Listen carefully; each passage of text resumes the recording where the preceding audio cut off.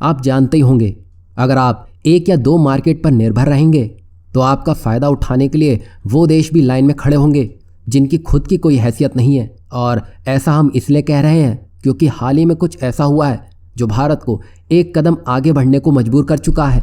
दरअसल यह मामला दाल को लेकर है, जहां भारत अपनी ज़रूरत की दालें मोजाम्बिक से आयात करता है। और ये वही मोजाम्बिक है जो तुअर और उड़द दाल के बारे में जानता भी नहीं था, लेकिन भारत ने कहा कि हमें इसकी ज़रूरत है, आप इसे उगाइए और हम आपसे इसे खरीदेंगे। और यह भारत ही था जिसकी वजह से मोजाम्बिक दालों के मामले में एक बड़ा देश बनकर सामने आया। अब जैसे ही भारत निर्भर होता दिखाई दिया, मोजाम्बिक ने धीरे धीरे अपना असली चेहरा दिखाना शुरू कर दिया। शुरुआत में प्राइस कैप से, जहां अपने मन मुताबिक पैसे वो तय करने लगा। साथ ही शिपमेंट को टाला गया ताकि भारत में दालों की कीमतें बढ़ें और वो भारत से ज्यादा रकम वसूल कर सके। यही नहीं, भारत निर्भर दिखा तो वहां के लोकल डीलर्स भी काला बाजारी शुरू कर दिए और वो दाम अपने हिसाब से एडजस्ट करने लगे। साफ बात है, भारत एक ऐसा देश है जहां दालों की कमी कभी नहीं देखने को मिलेगी।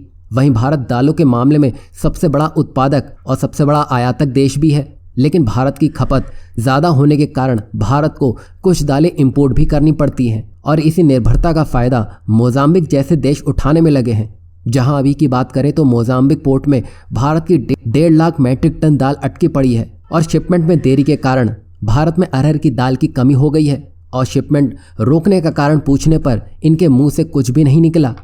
और ये साफ साफ दिख रहा है कि भारत की मजबूरी का फायदा उठाने को ये पिद्दी सा देश भी आ खड़ा हुआ है। और भारत जानता था कि मोजाम्बिक ऐसा कुछ कर सकता है, तभी भारत ने एक बड़ी तैयारी ब्राज़ील के रूप में पहले ही कर ली थी। बता दें कि ब्राज़ील सोयाबीन और गन्ने की खेती के लिए जाना जाता है।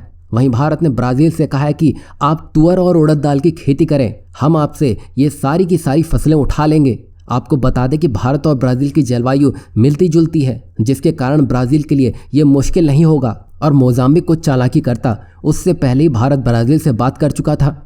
और भारत का ऐसा करना अपने विकल्पों को बढ़ाना है और निर्भरता को खत्म करना है। और रही बात मोजाम्बिक जैसे देशों की, तो भारत को इसके लिए जितने ज़्यादा विकल्प होंगे उतना ही भारत के लिए कारगर सिद्ध होगा। वहीं भारत की तरफ से उठाया गया ये कदम एक बड़ी शुरुआत है। साथ ही भारत तंजानिया, म्यांमार, ऑस्ट्रेलिया, रूस, मलावी और भी कई देशों से अपनी ज़रूरत की दालें उठाता है। तो फिर जो देश काला बाजारी करने में लगे हैं और अपनी जेबें गर्म करने में लगे हैं, उनके लिए ये किसी एक बड़े झटके से कम नहीं होगा।